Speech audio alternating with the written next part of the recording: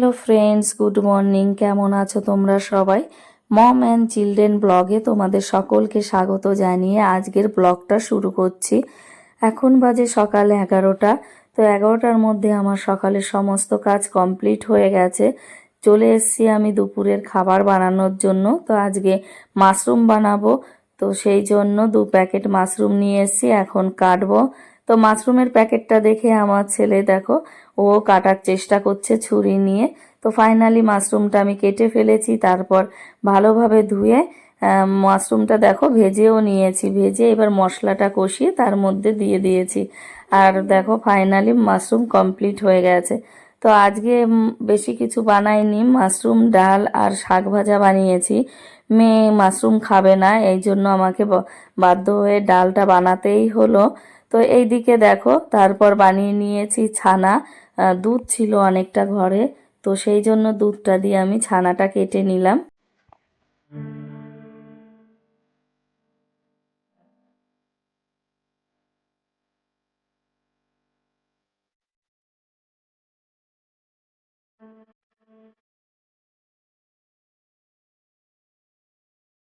এখন আবার চলে এসেছি রান্নাঘরে। তো সময় হবে 7টা কি 7:30।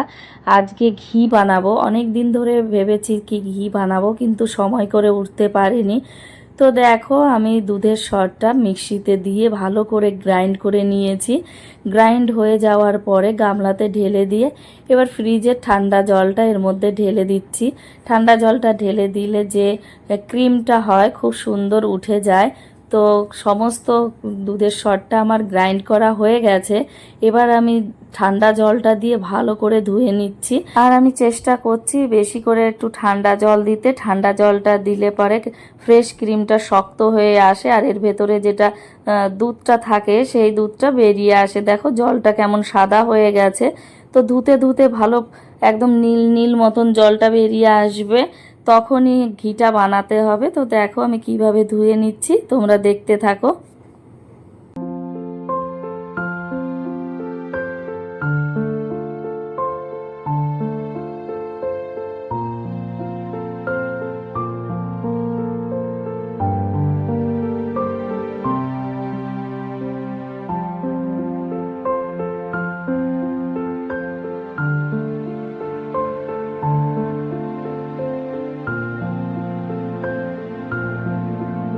ফ্রেশ ক্রিমটা ভালোভাবে ধুয়ে নিয়েছি। ধুয়ে নিয়ে এখন আমি ইন্ডাকশনে চাপিয়ে দিলাম। তো এইখানে মনের মতন হতে থাকবে, অনেকটা টাইম ধরে হবে। ঘিটা হতে অনেক টাইম নেয়।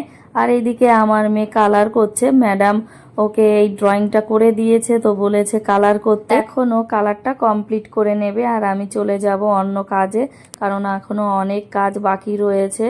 তো দেখো খুব সুন্দর করে কালারটা করছে। এখনও ঠিক মতন আর কি ওর হাতটা আসেনি, অতটা ভালো ড্রয়িং করতে পারে না, তবুও ও করে। আর এদিকে চলে এসেছি আমি বিছানা গোছাতে। সারা দিন এর উপরই যত যুদ্ধ চলে। তো দেখো কিভাবে আমি বিছানাটা গোছাচ্ছি, কিন্তু গুছিয়ে তো কোনো লাভ নেই। এই গোছাবো ব্যাস, এই যা অবস্থা হবে, যেরকম প্রথমে ছিল ঠিক সেরকমই হয়ে যাবে।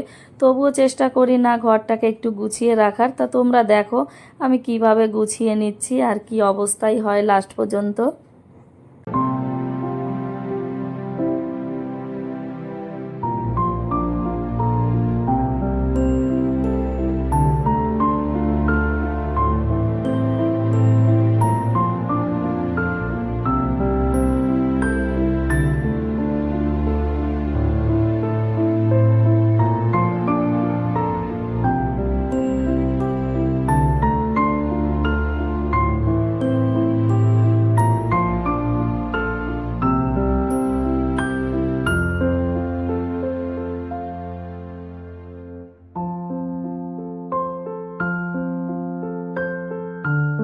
দেখেছো বন্ধুরা আমার ছেলে কি করছে?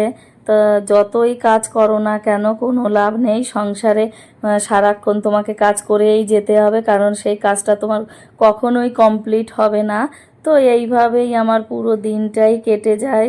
কোনো সময়ের জন্য আমি একটু বসার টাইম পাই না। সারাক্ষণ এইসব ও করতে থাকে, কখনো জল ঢেলে দেয়, কখনো রান্নাঘর থেকে লবণের প্যাকেট এনে সারা ঘরে লবণ ছড়িয়ে দেয়। সব সময় এই সবই করতে থাকে। কাঁচি নিয়ে চলে যায়, বিছানার চাদর কেটে দেয়, পর্দা কেটে দেয়। তো এই চলে, কি করব। আর এদিকে দেখো তোমাদের দাদা ভাই এখন রেডি হচ্ছে, অফিসে আজকে পার্টি আছে, তো সেই জন্য রেডি হয়ে এখন চলে যাবে। তো আজকে আমাদের আর রাত্রে রান্না করার অতটা ঝামেলা নেই, ও খাবে না সেই জন্য। তো এদিকে ওর ছেলে দেখো পেছন পেছন ঘুরছে, আর এখন স্কুটির চাবি নিয়ে দাঁড়িয়ে আছে ওর পাপাকে দেওয়ার জন্য। তো লাস্ট পর্যন্ত হাতে না দিয়ে ওর পাপা বসে আছে যে টুলের ওপর, তার উপর রেখে দিল। এখন ওর পাপা জুতোটা পরে নিচ্ছে, পরে নিয়ে এখন বেরিয়ে যাবে পার্টির জন্য। তো ছেলে বলছে পাপা আমাকে পার্টিতে নেবে না। তোর পাপা বলছে না এখন নেব না, তো পার্টির থেকে এসে তোমাকে একটু ঘুরিয়ে দেব, তোমার সঙ্গে খেলা করব। তো এখন ওর পাপা চলে যাচ্ছে, তো তোমরা দেখতে থাকো।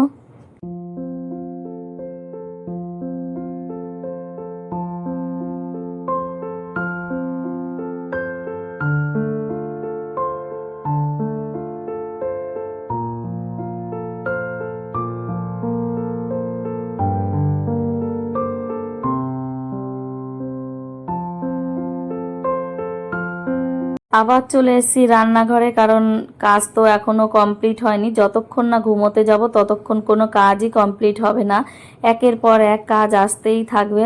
তো এইদিকে তোমাদের দাদা ভাই 5 কিলো আটা নিয়ে এসেছিল, তো সেই আটাটাই আমি ভরে নিচ্ছি কৌটার মধ্যে।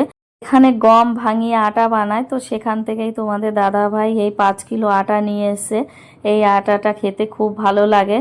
তো দাঁড়িয়ে থেকে ভাঙিয়ে নিয়ে এসে দোকানদার বলছিল যে তোমার কোন গমটা পছন্দ হয়, তো সেই গমটা দেখিয়েছিল, তারপর আটাটা ওরা ভাঙিয়ে দিয়েছে। তো আটাটা এখন ভীষণ গরম, আর এটা খেতেও খুব ভালো লাগে। আমরা আগে আশীর্বাদ আটাটা খেতাম, অতটা ভালো লাগে না, ওটা ছেড়ে দিয়েছি। তো যেদিন থেকে এই আটাটা খাওয়া শুরু করেছি, তো বাস এখন এটাই খাচ্ছি। তো দেখো আমার সমস্ত আটাটা ভরা হয়ে গেছে কৌটার মধ্যে, আর গরম আছে দেখে আমি ঢাকনাটা খুলেই রেখে দিয়েছি। আর ওইদিকে দেখো ঘিটা হচ্ছে, এখনো কমপ্লিট হয়নি, তো তোমরা দেখতে থাকো।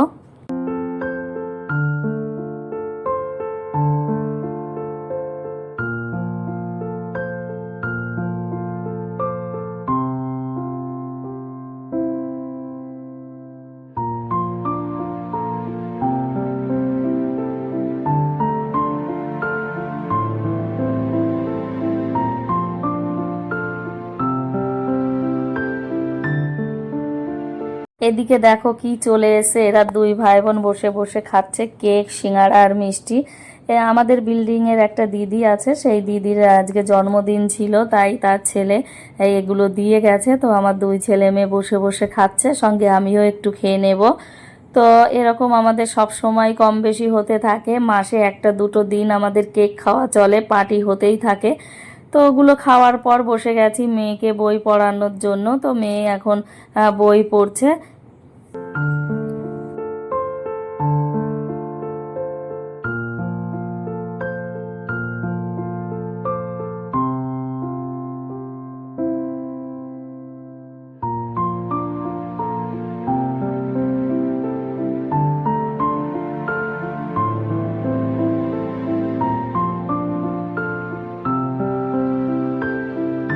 এইদিকে ঘিটা পুরো কমপ্লিট হয়ে গেছে, তো আমি এটাকে এখন সেঁকে নেব ছাঁকনি দিয়ে।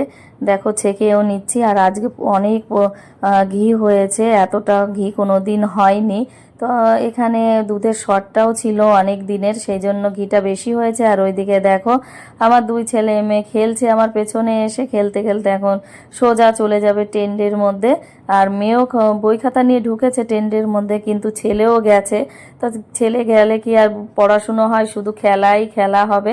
তো এরা এখন খেলতে থাকবে, তারপর ওদের ভাত খাইয়ে দেবো। তো তোমরা দেখতে থাকো।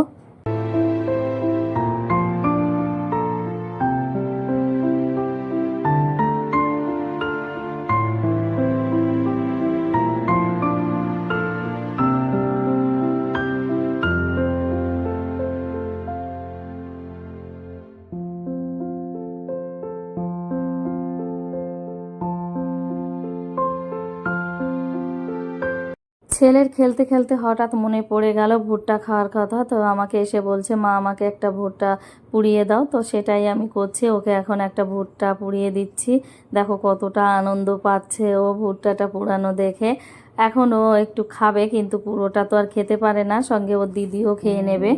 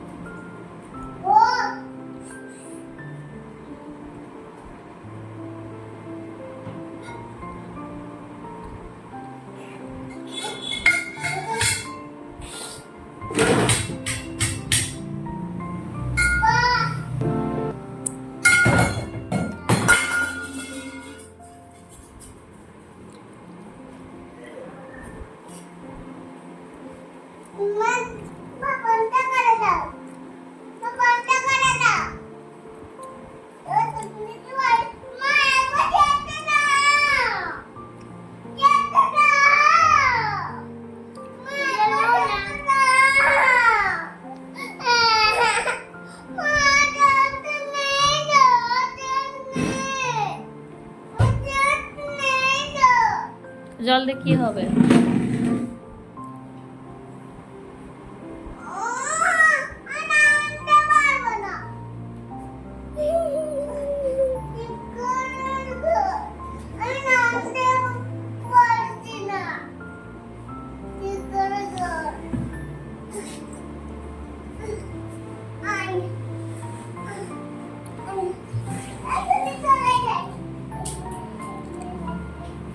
দেখেছো বন্ধুরা আমার ছেলে কি করে, সারা দিন এইরকমই করতে থাকে। তো বোতল থেকে ও গ্লাসের মধ্যে জল ঢালছে আর গ্লাস থেকে বোতলে জল ঢালছে। তো আমি এটা দেখে একটু ভিডিও করছিলাম, তখনও বুঝতে পেরেছে যে আমি দুষ্টুমি করছি, তাই মা ভিডিও করছে। এই জন্য ও বারবার বলছিল মা ভিডিও বন্ধ করো। আর এইদিকে আমার মেয়েকে খেতে দিয়ে দিয়েছি, তো ও খাবারটা খেয়ে নিয়েছে। আর আমরা কখনো না খেতে বসলে পরে জল নিয়ে বসতে পারি না, কারণ আমার ছেলে বসলে পরে ওই খাবারের মধ্যে জল ঢেলে দেয়, না হলে তরকারির মধ্যে ঢেলে দেয়। তো এইরকমই ও করতে থাকে। আর এইদিকে দেখো আমার ঘি বানানো কমপ্লিট হয়ে গেছে। আজকে অনেকটা পরিমাণে ঘি হয়েছে। কিষান জ্যামের এই 400 গ্রামের বোতলটার 1 বোতল হয়েছে। আরও বাটিতে দেখো কতটা পরিমাণে হয়েছে।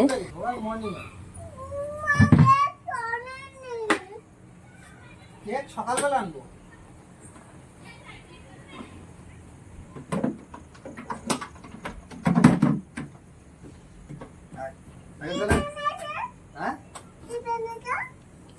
চিপস খেলে পেট খারাপ হয়ে যাও না তুমি? চিপস পেট খাওয়া যায় দিদি কই?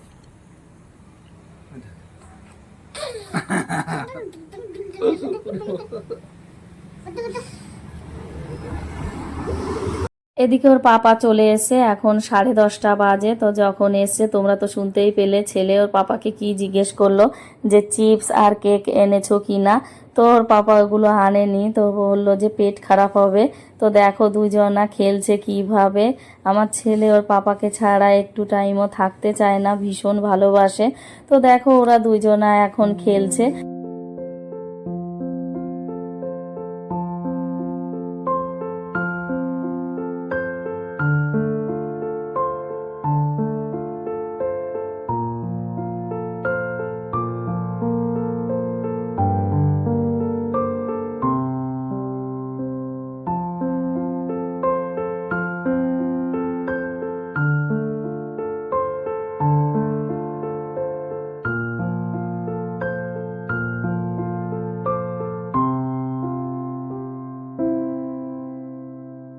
এরা এখানে খেলতে থাকুক, আর আমি ভিডিওটা বেশি বড় করব না। আজকের ভিডিওটা এই পর্যন্তই। তোমাদের যদি দেখে ভালো লেগে থাকে তাহলে একটা লাইক, শেয়ার, কমেন্টস আর সাবস্ক্রাইব করে দিও।